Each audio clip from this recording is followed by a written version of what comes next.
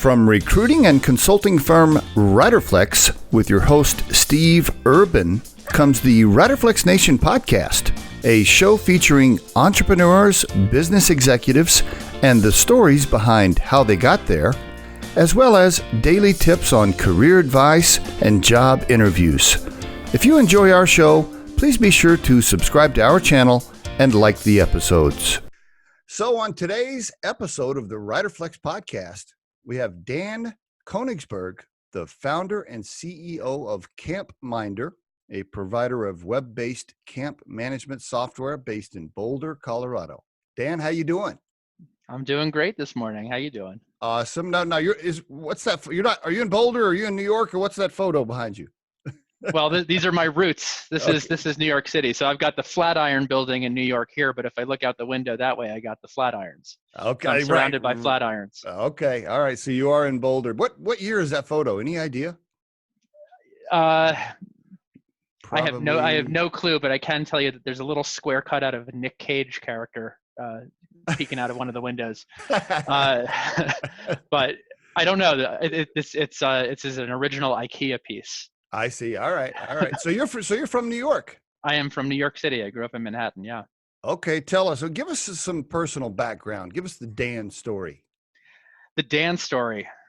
Born in 1980. My parents lived across the river in New York in Guttenberg, New Jersey for a year, but I was born in the city. Okay. A year in, they moved to the Upper East Side of New York, and I grew up in a 40-story brick tall building, like overlooking a lot of New York on the 33rd floor.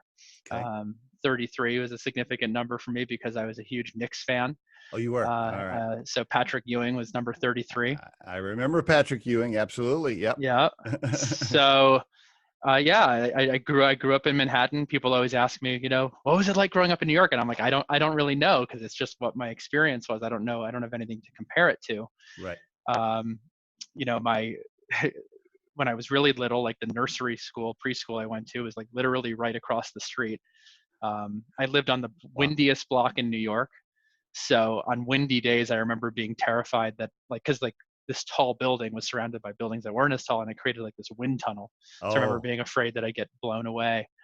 I don't hear a New York accent at all. Like I wouldn't have thought you were from New York. No, I somehow avoided the New York attitude and accent. My dad, though, and my mom, it would be a different story. We can get them on, and you'll know I'm from New York. So what'd your parents do? Well, my mom had a steady career at one company for basically her whole career. She worked at MetLife for over 40 years, the insurance company, and she was in IT and was a project manager and helped lead people to work on systems having to do with MetLife's financial controls. Okay. And my dad was kind of entrepreneurial. He bounced around from one thing to another, started out in a family business, doing actually female garments, like women's garments. Now, is this something your grandfather started? Or it was an uncle? I know that my grandfather was in the business, and to be honest, I'm actually not sure of the origins of that company. Okay. All right. But that you actually made me want to learn more about how it started. I just know that my dad was in it. And he worked with my uncle in that business, and then he moved on to other companies in the garment space. Okay. And ultimately moved into all kinds of various things in real estate and even helping people repair their credit later in his career. Now, I'm just wondering if that's where the early entrepreneurial bug came from, right there, that family business, that garment thing, your dad doing that. Is that where the early entrepreneurial spirit started? I would say probably. I'm thinking back to what it was. Mm-hmm. Where did you decide to go to school? So eventually you went to school. Walk us into that. Yeah, go ahead.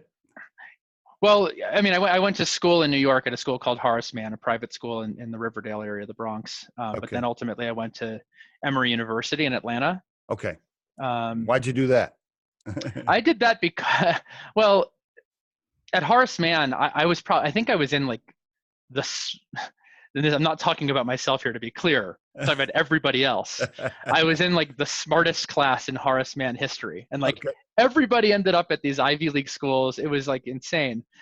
And I applied early to Penn because like Okay. that's what you're supposed to do. Mm-hmm. And I was rejected. Uh-oh. And I was like, Was that a crushing blow? it, it was it a crushing blow only because, I wouldn't say it was crushing to me and like, oh, like my ego's destroyed Right. because I didn't get into Penn. It was more like a competition with me and my best friend, Mike Feldman. We were always competitive. Like Okay. we'd play games of one-on-one basketball up to 100. Okay. And Uh, he got in. Like I was rejected early and he was like deferred early or something. And that was Okay. the part of it that was like All right. crushing. All right. But at that point I decided, I'm in CampMinder now. I went to camp growing up, and Mm-hmm. my last year as a camper was 1996, and that was when the Olympics were in Atlanta. And we had this special opportunity at camp to go to the Olympics. Okay. So my age group, I don't know, it was like 10 or 15 of us. We all went to the Olympics in Atlanta, had a great time, and that experience stuck with me. So I was like, you know what? I don't want to, like, I want to go to a warmer climate. I want to go to a school that might be a little bit off the beaten path for I people at see. I Horace see. Mann, where they normally go to. So Okay. I checked it out, and it's a great school. I think it was like rated number 18 or something at the time, and I was like, okay, it's probably going to be a good fit for me. Gotcha. That's how you got there. Okay. And that also touched on your early love for camping and things like that. How old were you the last time you were a camper yourself? Last time I was a camper was that summer. It was 96, so I would have been 16 at the time. Okay. Okay. So I was like a camper for half that summer, went to the Olympics for the trip, came back, and then I actually became, I think, what we'd call a CIT, a counselor in training. I see. All right. For the Now rest of that summer. at that time, walk us through how you developed this idea for CampMinder and some of your early career. Talk us through some of that. Yeah. So I've always had, you asked me a minute ago, like, where did this Yeah. entrepreneurial bug Yeah, come I from? know. I cut you off. I was going to come back, but yeah, go ahead. Well, I'm still kind of processing that. I don't really know the answer to that, except for I've always had a very creative streak. Okay. And I Okay. remember growing up throughout high school, even feeling like this like creative drive, but not even really knowing where to put it. Ah. Um, and I think the early part of this story is probably around the time I was 12 or 13. That was when like Prodigy, was one of the first like kind of internet services, and AOL, of course, Mm-hmm. was out there. Mm-hmm. But in New York, there was a service called Pipeline, which was one of the first like modern, more like internet service provider that like ultimately would become. Okay. And I learned about that through actually one of my camp counselors. And that kind of was a spark for me. And that really inspired me through like getting on the internet in the early days of what we once called the World Wide Web. Learning about that, I just kind of naturally gravitated in towards learning how to make computers do things. Okay. Um, Were you know, you my mom. were you a developer or an engineer? What'd you major in? Well, in Emory, I majored in economics and I Okay. minored in computer science. I see. Okay. I took CS classes, but it came actually really naturally to me. I did spend like my high school years. I was like this closet nerd. Like I would like go home and like get on like internet relay chat, which is like, text only version of AOL. Gotcha. And yeah, I just learned how to code a little bit. I learned how to write scripts. I learned how to, I remember writing a program called DK Audio that would play like audio files on my computer. So that's kind of where I like started channeling my energy. I remember at one point, like I got the Horace Mann, my high school, like directory of all the students. And I got really curious about how do I put all of that into like a database, like one of the early database platforms. Why were you curious about that? Now, what drove you to do that? I think it was this like kind of creative spark. It was like I wanted to see what I could create. What could I make with it? Okay. It was like a way of making something. All right. And, so through those experiences, what I think the ultimate thing that drove me into CampMinder and the way that my career took shape was I got really into music. When I was probably 12, I was really into REM. I was really into Pearl Jam. I was into They Might Be Giants. And then something happened. I heard a tape of Dave Matthews Band playing live. Okay. This was right around the time that they were coming out of Charlottesville, Virginia, and I heard like one of these bootleg tapes, and I was like, what is that? And then like Under the Table and Dreaming came out, and I got super into Dave Matthews Band as this 13-year-old kid. And that inspired me to create a website. And there had been websites out there about, where you could see the set lists of all the shows that they had played, but there was not really an interactive tool where people could go to a show, submit the set list immediately, write a review about the show, see all the dates they ever played this particular song going back to each song's debut. And I created manually this like catalog, and I called it the Dave Matthews Band Tour Archive. And how old were you then? I was probably at that point around 15. Wow. Okay. Somehow you're finding the time to do this. Wow. Okay. But you loved it. You loved the music. You liked doing it. Okay, cool. I liked the music. I liked creating something, and what happened was the site reached a point where it was getting millions of hits a month. And I wasn't smart enough to figure out how to monetize that at that time as a 15-year-old. But what are your parents? Is your dad like, hey, you need to figure out how to make money on this deal? I'm not sure he even realized what I was doing. To be honest with that, if he had, he probably would have had that energy. Like, how do we make money off of this thing? Wow. But the irony is that it became so successful. It actually ended up, I merged it in with this other group of sites, but my site brought a lot of traffic in, and it ended up winning these VH1 My Music Awards to make it even more popular. Wow! Oh, wow! Okay. I have this really cool trophy. Are you serious? Oh, that's great. Okay, cool. All right, but you're still not. But you're still not making. You're still in high school at this point. I'm 15. By the time the awards came in, I was in college, and the irony of the story is that this thing I created that had become popular was like a monster out of control. Like every time they would play a show, because all of these pages were updated by hand manually, I was spending more than an hour after every show, like updating these pages by hand. And I was in college, and I was like, I don't really want to do this. Okay. So the irony is like not wanting to do that anymore is what led me into the next phase, which was, I was continuing to go back to camp as a counselor for a number of years. While you were in college? While I was in college. All right. Of course, the band was always on tour during the summer, and that was another problem. Like I can't even maintain the site during the summer because I'm at camp. Okay. But I needed to figure out a way to automate the data collection and the way that the information would be displayed so that it would be as simple as, put in the set list and now everything is updated automatically. Okay. So that's where I got an internship at a company in New York to learn how to do web-based database application development at a time before software as a service, as it's currently known, was a coined term. Wow. Okay. And I feel the camp, the love for the camping and your creative spirit and ability to write some code and computer savviness, it's all headed towards each other, right? It's all coming together. It's all, I remember actually at one of these jobs, and I had another internship one summer, and there was this guy who was kind of working with me as the intern, and I remember he was feeling really frustrated. He was probably in his mid-20s, and I was like, why don't you just like create something and do that? Like, to me, I didn't understand like why everybody couldn't just like figure out something to do that was like, but for me, like everything just kind of like all my passions would come together, and I awesome landed. I mean, the ultimate story was my first summer not at camp. I was working at this company learning how to do this. Okay. I learned how to do this stuff pretty quickly, and for the time where like, I was like, give me some more stuff to do, and they weren't really ready to, give me more. So I was looking at my camp's website, looking at pictures, like longing for like being outside and playing sports and hanging out. This is while you're interning in New York.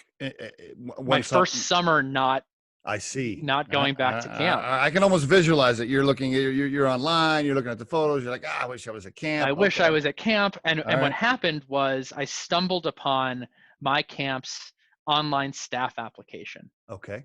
And I knew the process for me because I had been on staff, and I filled out a paper form and mailed it back to them. And knowing my camp, knowing that the owner lived in one place and the staffing person lived in another place and the assistant director lived somewhere else. I didn't even understand how they were sharing these applications with one another. And because I was working on an internet enabled, like really an intranet platform for this company so that people internally in the company could access the same data. Right. I was like, wait, this online application is cool that the camp has, but I bet anything that the data is getting emailed to Bob, who is the staff coordinator. Right. And I was like, in my head, I'm like, what is Bob doing with this? Like, it's great that he got the information right away and he could forward the email to the other people. But like now he has to interview people and he has to keep track of who these people are, and he's got to determine what their salary is and like keep track of that and deal with their contracts. Yep. So I was like, oh, I see exactly how this should work. Okay. So I just went home, and the crazy thing was this was July 4th of 2001. And I had this idea and it was clear as day, and I had plans to go out with friends for July 4th, but I canceled my plans and I stayed. At the time, my parents were in Florida and I was living out of their apartment in downtown New York. Okay. And the interesting thing about that particular apartment is actually when my cousin purchased the camp that my dad and uncle went to, he worked out of the same place, probably in the same room.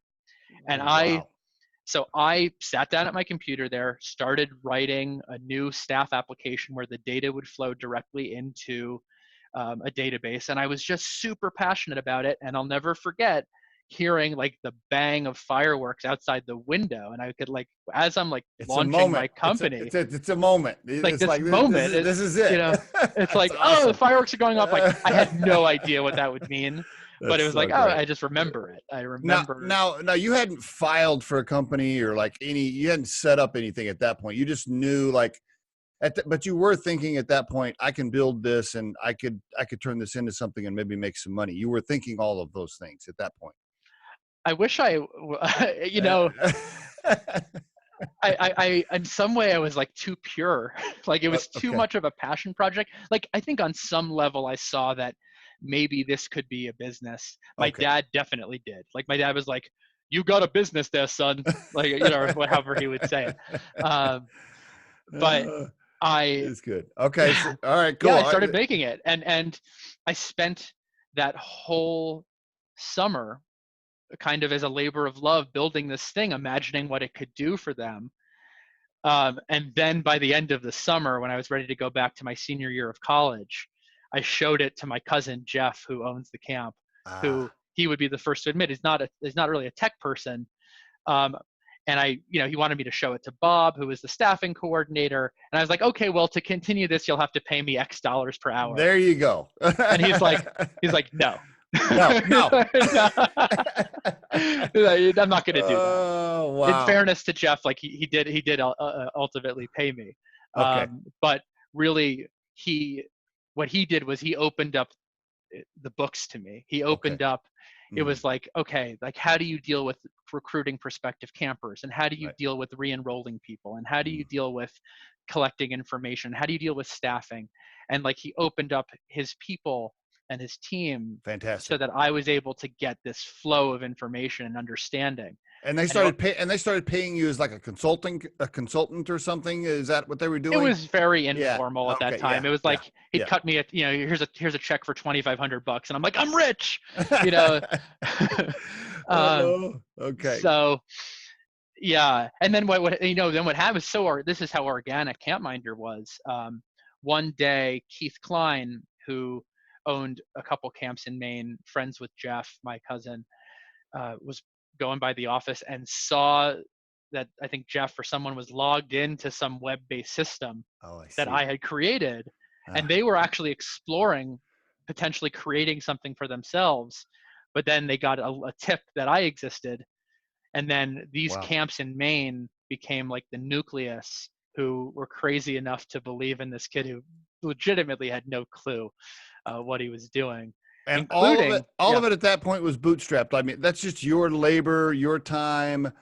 I mean, there's no cash infusion. There's none of that's going on at this point for the company. No, nor has there ever been. Wow. CampMinder is fully bootstrapped to date. That's fantastic. Congratulations.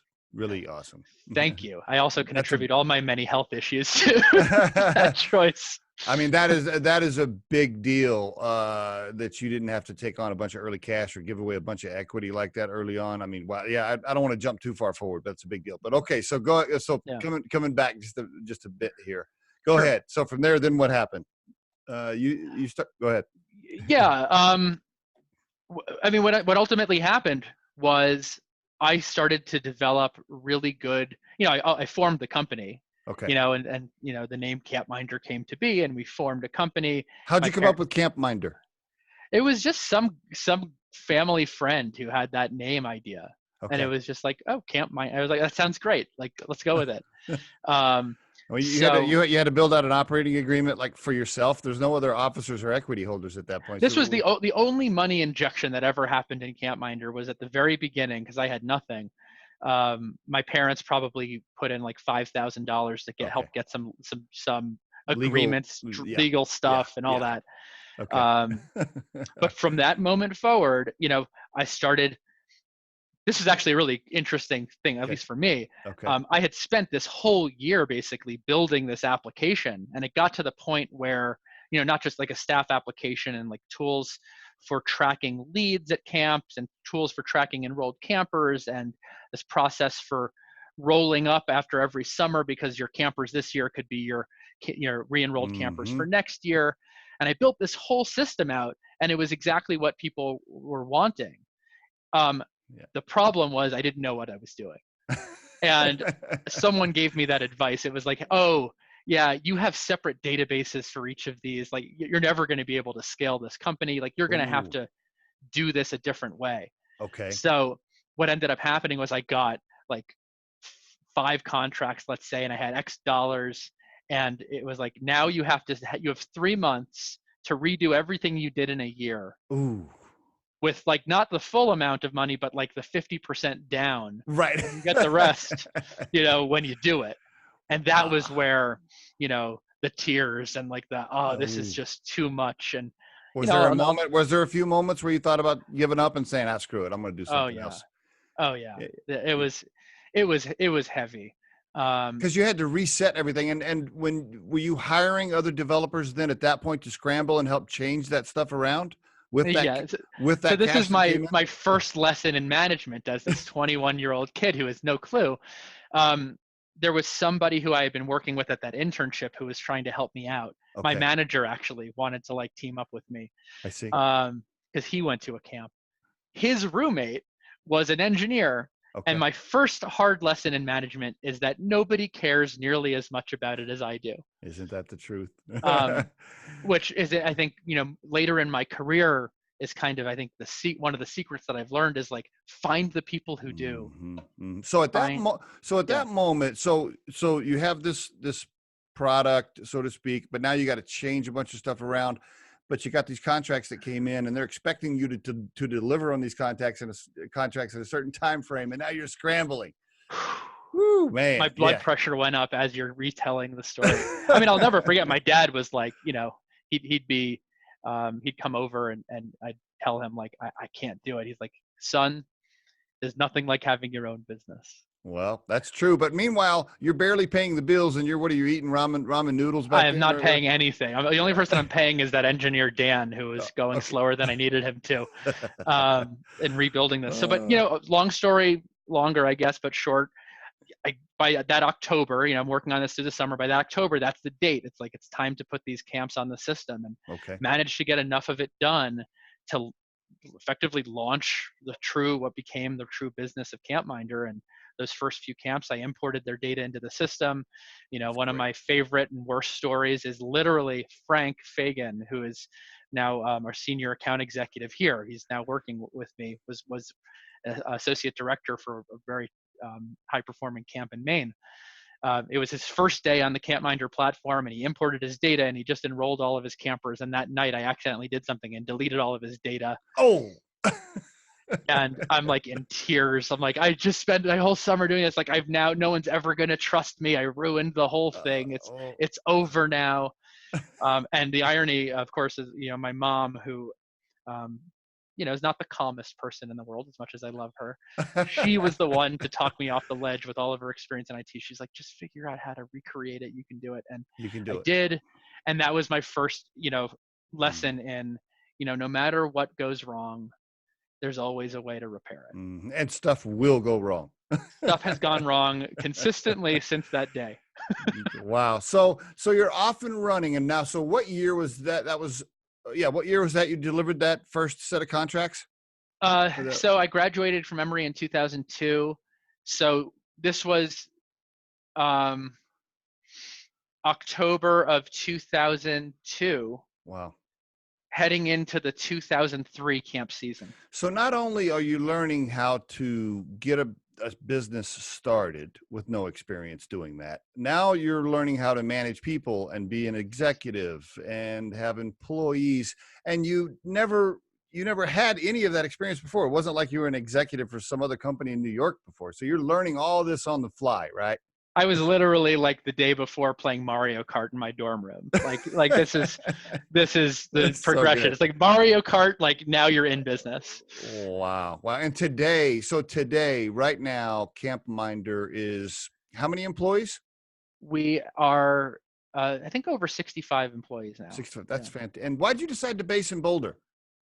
I ended up basing in Boulder because I met somebody named Paul Berliner. Okay. So I had been operating CampMinder for, 2001 through, we're probably talking about 2006, 2007. Paul went to a camp in Pennsylvania, and he had an idea for the camp industry having to do with keeping camp alumni in the loop after they graduate from camp effectively. Okay. His camp was one of my first 10 camps. And actually, I had this mentor early on named Joe Norris. I was 21. He was, I think, 68 at the time. And he was like kind of a grandfatherly figure to me who had been in all sorts of technology things, who helped ground me. But he also had built the previous system for Camp Saginaw, the same camp.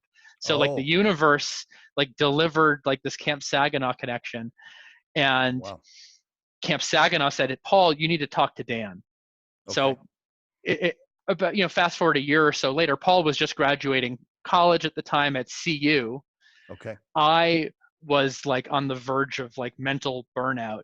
I had been working 7 days a week, 12-hour days for forever, as long as I could remember at that point. Right.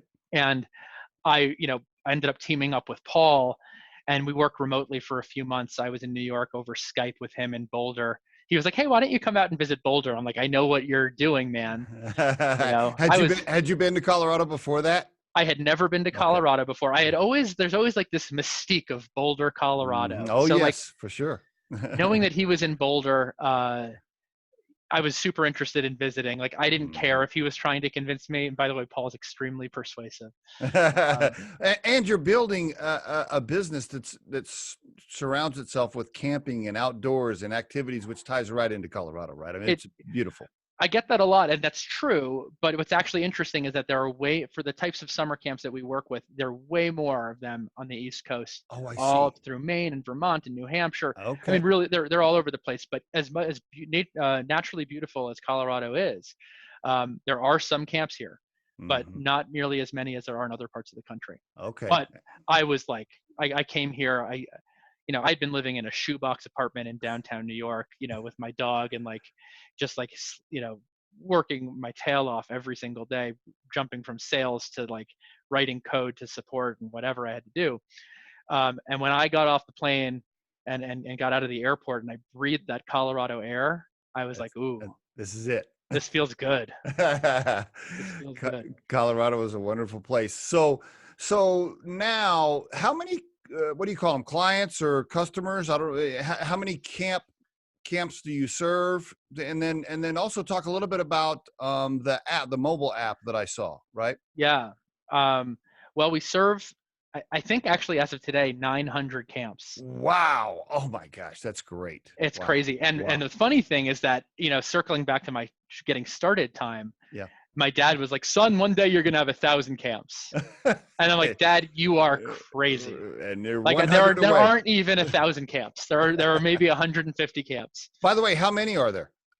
There are, some people would say 12,000 or more. Okay. However, Okay. the definition of what it makes a camp Right. is very varied, and what makes a camp for Mm-hmm. CampMinder, like that fits our model versus what else, Yep. you I could know. see that. Yeah. But there are So definitely 1,000, and we'll definitely have 1,000 camps working with CampMinder.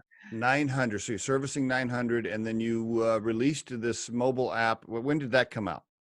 So we did a pilot program with this mobile app last summer, Okay. and this has been kind of incubating for a long time. Mm-hmm. We years and years ago, when facial recognition started to become more mainstream, I became super interested, because one of the things that we offer to camp parents is a one-way window into the camp experience. So, as a parent now, I get this. Mm-hmm. If I send my kids off to summer camp, and some of these camps are 4 weeks, 7 weeks, I want to have some, way to see the fun that they're having, and like get a sense of like, what is this experience that I'm buying, effectively for my children? So parents, have always loved being able to see the photos and videos of what's happening at camp. Yep. But what happens is the camp uploads, let's say 500, 1,000 pictures in a day. And I'm like, clicking through all these photos. I'm getting a feeling for what's happening at camp, but I really kind of want to see my kid. And right. That's true. I imagine like one day facial recognition is going to get to a place where we would be able to give parents the ability to kind of, zoom right into the picture of their child. Love it. So I started tinkering around with facial recognition myself probably 10 years ago now. And we did a variety of like beta programs testing different facial recognition engines. And finally, the technology got to where we needed it to get to. So this app now, I'm talking about it as if it's like this, social media sort of thing, and it's starting out that way. But what's going to happen is this is going to become the future, and it's actually the present right now, of how camps and parents communicate with one another. Mm-hmm. So what's happening now, parents log on, and now I have as a parent, a personalized stream of activity that's related to my children. Love it. So Love the like idea. these are, here are posts that have to do with my kids' age group. Mm-hmm. And here are, tagged photos. This photo is tagged with your son. Here are the new albums that just got posted. Let me write a letter to my child through the app, and then that's going to get delivered to their bunk. But over time, what we're creating here is the future. This is how parents are going to pay for camp. This is how parents are going to register for camp. This is how parents are going to tap and resubmit their health history form, for the 5th year in a row. Fantastic. Wow. Fantastic. That's great. Is it a paid app, or how does that work? Do you download it we're working out different ways of, the financial arrangement between us and the camps. But ultimately, like, what we think this should be is a relationship between us and our camps. And it's something that, there may be ways that the parents pay for certain features, and there may be ways for camps to pay for other features. Love it. Wow. Fantastic. So at this point then, based on everything you've learned, what advice would you give somebody that's, in their early 20s, that has an idea, that wants to start a company? What are some things you would tell that person? Things you learned, hurdles you faced. There are so many, but the first piece of advice, and if I'm talking to you and I'm looking at you, the 20-year-old who has this idea, and you share the idea with someone, the first thing that some person's going to say is, don't do it. It's not going to work. Someone's already doing it. You have to have the courage. Well, I don't even know if this is a courage at this point. You have to channel your passion. You believe in it. That's all that matters. That's all that matters. Can you find one customer? Can you find one person whose need you're filling, and can they get excited about it? I remember giving myself pep talks at the beginning, and I was terrified. Like, I'm going to spend all this work on this and all this time, and no one's going to buy it. And I just reminded myself, if I make the first camp happy, they're going to tell the second camp, and then those 2 camps are going to tell the 3rd and 4th camps, and they're going to tell the next 4. And that was actually what happened. That's so Yeah. important. Just get some revenue, get the first contract or the first customer or the first check in the bank. If you'll just get started and prove to yourself that you can build something that a stranger will pay you for. Yeah. And right. Yeah. And that's huge. By the way, can you just tell But that? just a quick reminder, I didn't get paid. Remember, I Yeah. didn't, my stranger, who was not my stranger, he was my cousin. Yeah. He explicitly said, I will not pay you, but I could tell that he saw something there. Mm, And that was like, it may not come in the form of money immediately. It may just come in the form of right. validation. That's a good point. By the way, can you tell the story the first time you went to an office and you had to pitch it to some executives that own some camps and they signed the contract and you went out to your car and you're like, yes, I finally got a real contract. Well, I mean, I'll tell you the situation that comes to mind. And it Okay. wasn't even one of the very first ones. I got through my first season. And for the first season, I had 10 camps. And they came in drips and drabs. And like, I met these 10 people and they Okay. came in. And I was getting the sense it's like, oh, like there's actually something here.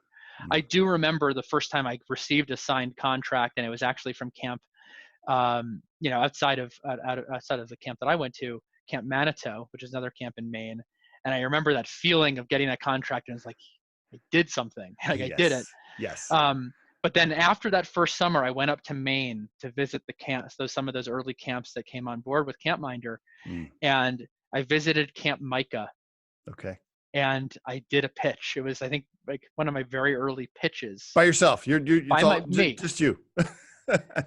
And I showed them what I had. They knew the other camps in the area that were already on board. They knew that they were happy with it. And they left saying, we're in. And I was like, I was like flabbergasted, because up to that point, everything had been this long, drawn out, weeks and months of conversations, getting people, like, you have to remember at this time, like even internet service at the remote locations where camps lived or worked out of, not really there. The idea of putting your business data on an internet-based thing was not a thing, really. Right. So to go to that meeting and then to have them say, okay, yes. we're in. That's so awesome. What, you are? I got in the car. I remember driving away, and I was like, woo! Like screaming out loud. That's so great. How many years was it before you actually made a decent living, where you were actually thinking, okay, I'm making real money? Was that 5 years, 4 years? What was that gap? Because a lot of people that listen to the podcast, I think they're always thinking, oh yeah, I want to start a business, but I got to leave my paying job. And how many years can I not pay myself? Right. Yeah. Well, I don't know if they're going to want to hear the answer to that. I was living off of tuna fish for a while. Right. And even by the time I moved to Boulder, like, I was paying myself all right. Like, I don't know, maybe it was like 40 or 50K a year. Okay. By that point, I probably could have afforded to pay myself more. However, like the secret to CampMinder success has been this kind of insane willingness to keep investing more and more of our bootstrapped, organically earned funds back in. So I never viewed the money as my money, even though it was there. It was always like, what do we have to do now to meet the needs of our customers? What do we have to do now to do this next exciting, innovative thing? And it always required more people. It was always harder to run the business and needed more manpower or woman power than we ever had. Let's talk about those employees, by the way. You do a great job of talking about culture and how important your team and your employees are online. I mean, if anybody listening to this podcast, if they do some research on CampMinder, they're going to pull up some awesome YouTube videos and some other things where you are just very sincere about values and culture and how important your employees are. Talk to me about that. Was that early on, were you just determined to make sure people loved working there? Talk to us about that, all of that. Yeah, I'm really glad that you're asking about this, because this is where my heart is now. I'm not I'm not a coder anymore. All right. I am a leader. I am a manager. Um, I think that the beauty of this story for me is how organic it was, but it makes the lesson so clear. We seem to naturally attract certain types of people, It's true. and it wasn't, or I would feel, or we would feel naturally drawn to certain types of people. And there was this critical formative period of time when I moved to Boulder. Paul and I are here. I remember we had someone named Monica, and there were like these early crew of people, Joe McDonald and Lauren Swisher and Katie Milne, and and David Lane. And like there was this core group of people, in addition to like Stuart and some of the original people who I've been working with, where we were able to do amazing things together as a very small group of people. That's great. And I didn't really think much of it. I was like, oh, this is just how it is. This is just, it's like, how fun. Like, I like these people, and like, we seem to all get each other. But then we started to grow more because we needed to grow more. And we would keep trying to hire people, but we didn't really have a method to the madness. It was like, oh, this person feels right. It seems like they have the right skills. But what started to happen were like cracks in the surface. Yep. And I didn't understand why. I understand that a little bit better now. But fast forward to a period of time about 5 years ago where I'm sure I was about to run the company into the ground. Like the CampMinder was going to implode because I had no idea what I was doing. Like I knew how to write a code. I knew how to come up with ideas to solve people's problems. Right. But to operate this like living, breathing thing that on a daily basis has to serve people and build new stuff and respond to requests and make sure its employees are feeling good and engaged. No clue. So I was introduced to Stephen Morrow, who I'm meeting with today. I've met with Stephen every other week, basically, for the last 5 years. He's my coach. That's great. And he started to help me put the dots together. And I realized that I had created something very special despite the cracks in the surface. And what was at the core and root of it were the values, my values instilled in me by my parents, instilled in me by my past experience, instilled in me by my parents. And it made me think of the arch at Camp Takaho, where you walk through the arch and you see the ideals of camp. This is what camp's about. And I was like, oh, it was like a light bulb. There are values that I have, that we have, that the people who are the right people here share. And it's unspoken. I don't know what it is, but it's something. I feel it. And then it became the process of uncovering what was already there. Love it. Yeah. And now these values are right on your website. Is that right? Well, they're more than they are right on our website, but these values are our entire performance management system. Love it. So to be a solid employee at CampMinder doesn't mean you get your work done on time. That's like, that would be embodying some amount of own it, which is one of our core values. But at CampMinder, to be performing, it's a higher bar. You got to give joy, man. Like negativity and these walls does not fly. Like if you're going to be the person who hangs up a frustrating call and then is like, and you steal everybody else's energy. Like, no. Yeah, like, you can't work here. No, we don't do things that way. We have to find a better way. We don't rest on our laurels here. Yes, we're very successful. We've done great things, but we got to keep innovating. We got to keep improving. We got to find a better way.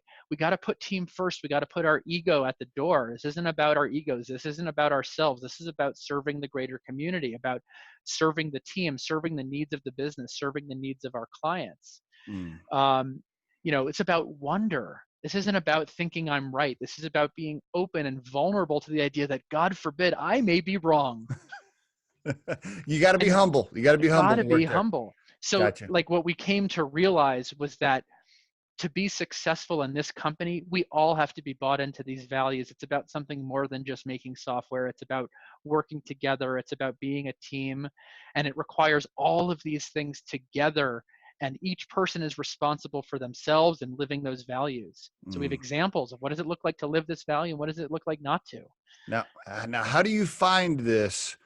Or how do you dig this out of people when you're interviewing them? So let's talk about that. Somebody comes in for an interview and they want to be your new, VP of whatever, and they're interviewing with Dan. What are you looking for? How do you dig this out of them? Well, one of the things that I think I've developed over the years is what I'd call a spidey sense. Okay. I like it. One of the things that Stephen has helped me do is develop a daily meditation practice. And it's funny, the one thing I've learned is like, think less, feel more. I try to be fully present. I try to notice as much as I can notice, and I am incredibly direct with candidates.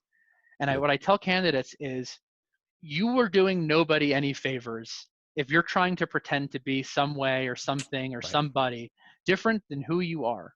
Yes. It's so true. We are who we are, and we are authentic, and this is it. What you see is what you get.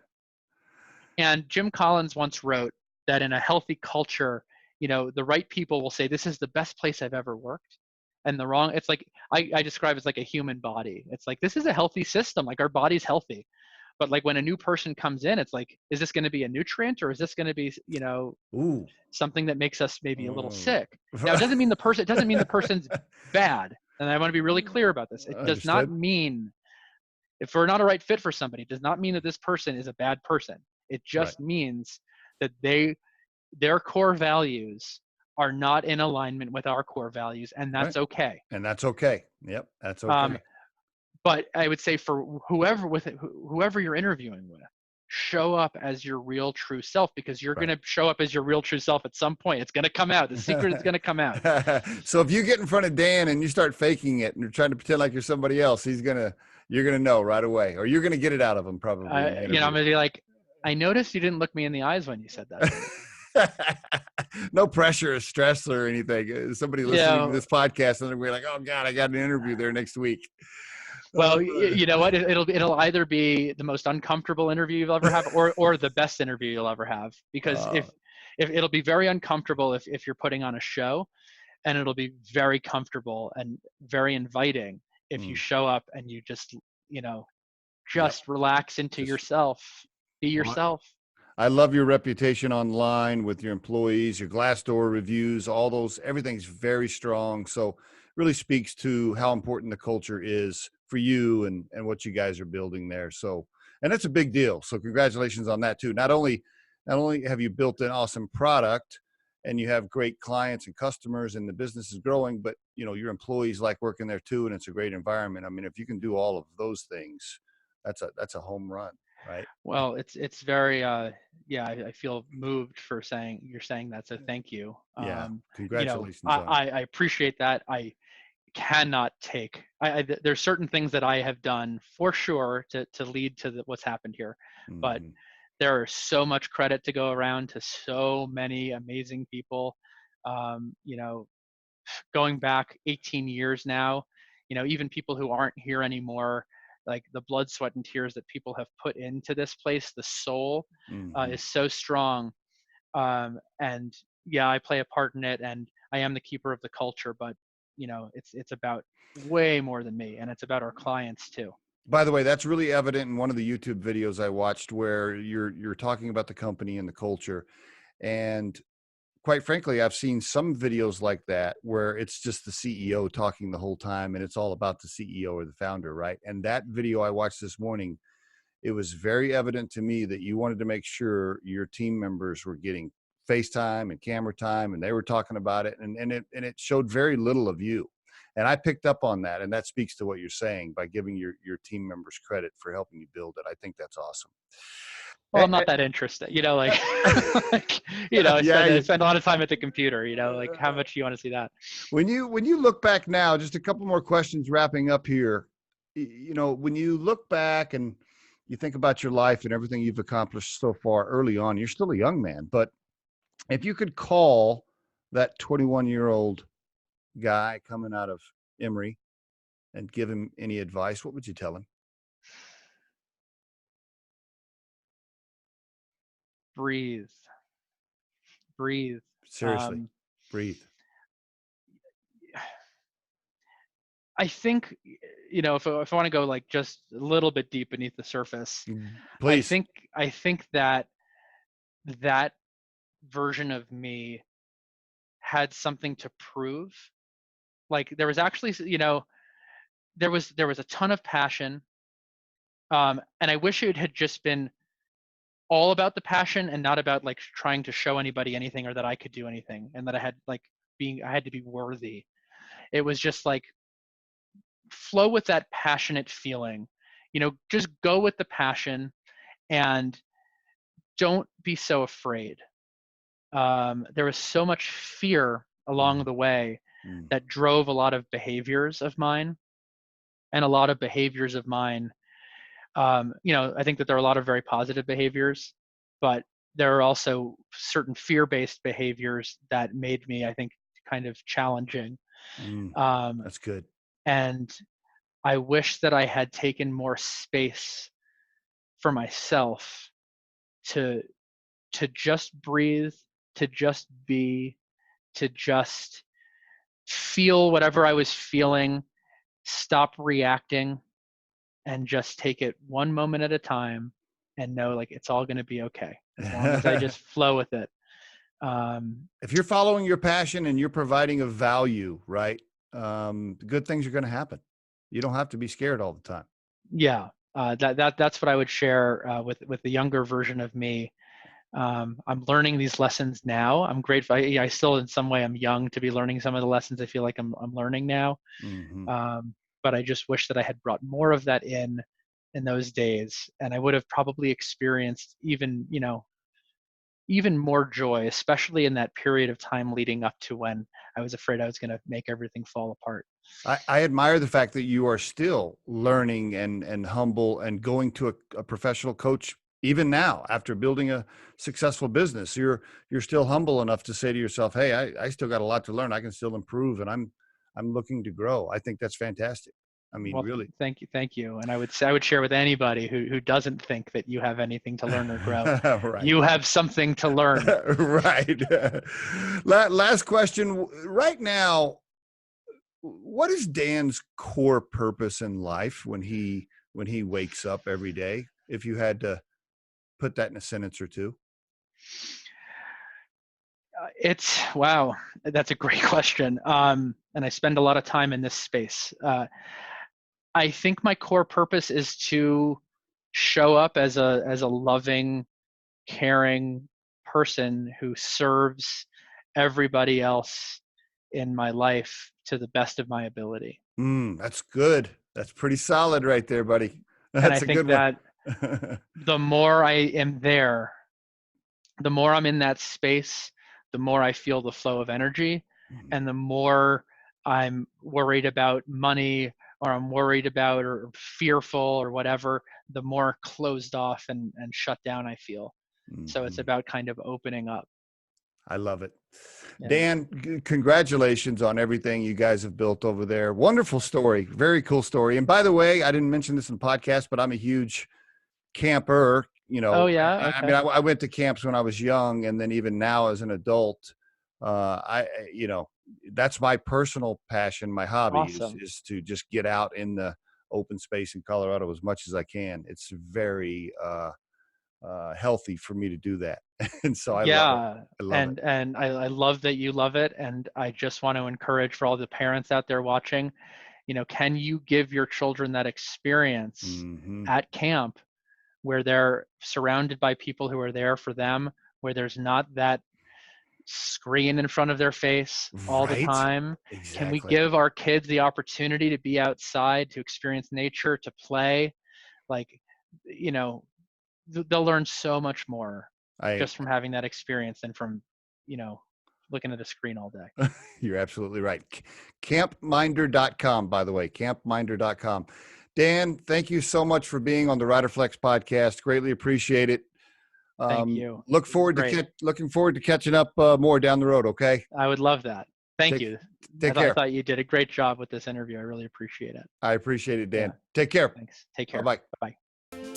The Riderflex Nation podcast can be heard just about anywhere these days, but you can visit riderflex.com and click on our podcast page to hear all the previous episodes and learn more about the recruiting and consulting services we provide. Contact us at the email address info@riderflex.com or 888-964-5876. Thanks so much for listening and have a great day.